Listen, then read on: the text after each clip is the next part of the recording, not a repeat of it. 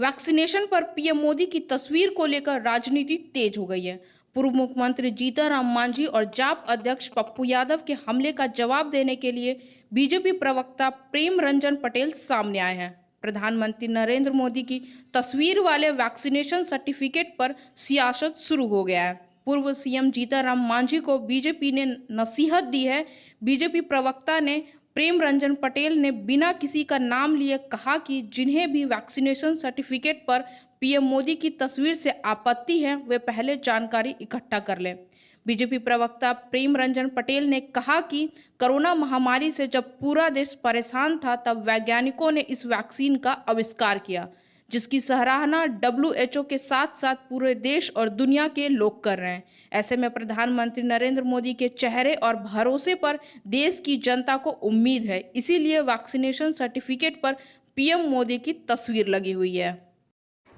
Corona vaccination के प्रमाण पत्र पर प्रधानमंत्री के फोटो पर आपत्ति करने वाले को पहले ये ज्ञानवर्धन करना चाहिए कि कई परिस्थितियां, कई महामारी और कई ऐसे समय देश के लिए दुनिया के अंदर में उत्पन्न हुए थे, लेकिन उस समय भारत ने कभी कोई वैक्सीन का इजाद नहीं किया था।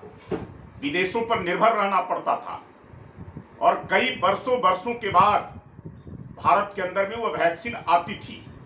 लेकिन ये पहला है कि प्रधानमंत्री नरेंद्र मोदी के नेतृत्व में कोरोना वैक्सीन का इजाद हमारे बिहार के वैज्ञानिकों ने किया है। इस पर हमने बहुत हद तक विजय प्राप्त करने का काम किया है। बहुत हद तक उसको हम रोकने में सक्षम हो सके हैं।